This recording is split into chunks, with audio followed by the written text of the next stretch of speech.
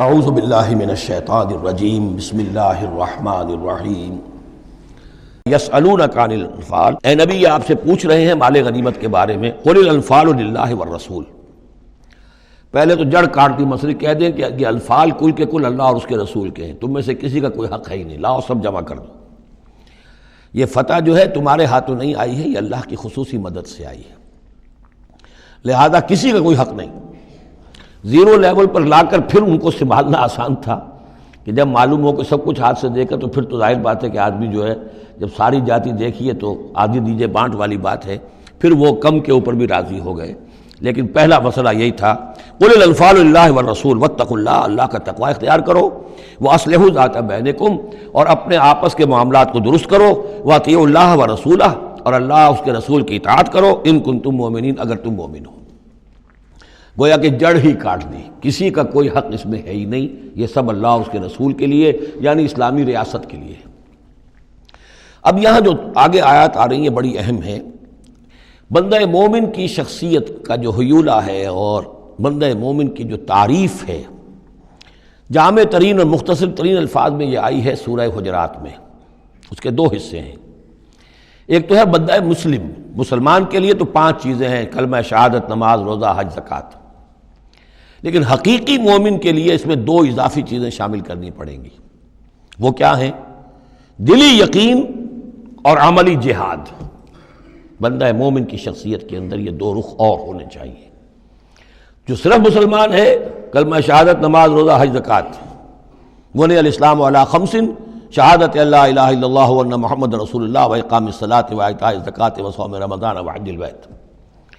لیکن مومن، انما المؤمنون الذین آمنوا باللہ ورسولہ ثم لم یرتابوا، یقین والا ایمان، دل میں ایمان، وجاہدوا باموالہم وانفسہم فی سبیل اللہ، اور جہاد کریں اپنی جان اور مال کے ساتھ اللہ کی راہ میں۔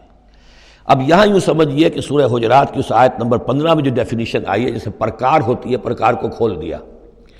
ایک حصے کی کیفیات کو یہاں اس سورہ انفال کے شروع میں لے آئے ہیں، اور دوسری جہاد والی کیفیات کو سورہ انفال کے آخر میں لے آئے ہیں۔ تو یہ پرکار یہاں کھلی ہوئی ہے اس ڈیفینیشن کی۔ تو ایک حصہ ڈیفینیشن کا یہاں آ رہا ہے، انما المؤمنون الذین اذا ذکر اللہ وجلت قلوبہم، اہل ایمان، حقیقی مومن تو وہ ہیں کہ جب اللہ کا ذکر کیا جاتا ہے تو ان کے دل لرز جاتے ہیں۔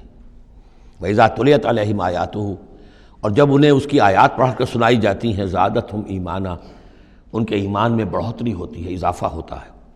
وَعَلَىٰ رَبِّهِمْ يَتَوَكَّلُونَ، اور وہ اپنے رب پر توکل کرتے ہیں۔ الَّذِينَ يُقِيمُونَ الصَّلَاةَ، جو نماز کو قائم رکھتے ہیں۔ وَمِمَّا رَزَقْنَاهُمْ يُنْفِقُونَ، اور جو کچھ ہم نے انہیں دیا ہے اس میں سے اللہ کے لیے، اللہ کے دین کے لیے خرچ کرتے ہیں۔ انفاق فی سبیل اللہ مراد ہے۔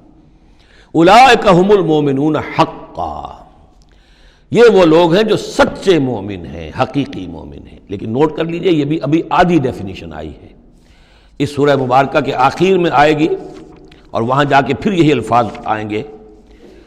یہ آیت نمبر 74 ہے، والذین آمنوا وہاجروا وجاہدوا فی سبیل اللہ والذین آووا ونصروا اولئک ھم المؤمنون حقا لہم مغفرۃ ورزق کریم۔ اس کے بعد ایک آیت اور بعد میں ہے، سورت ختم ہو جاتی ہے۔ تو لاسٹ بٹ 1 آیت، اور ادھر پہلی کے بعد دوسری، ان 2 جگہ پر ایمان کے حقائق کو تقسیم کر کے، پرکار کو کھول کر، گویا کہ پوری سورت کو ان 2 کے درمیان میں لے لیا گیا ہے، گود میں لے لیا گیا ہے۔ ایمان کی ڈیفینیشن کے یہ 2 حصے جو ہیں ان کی گود میں۔ صدق اللہ العظیم۔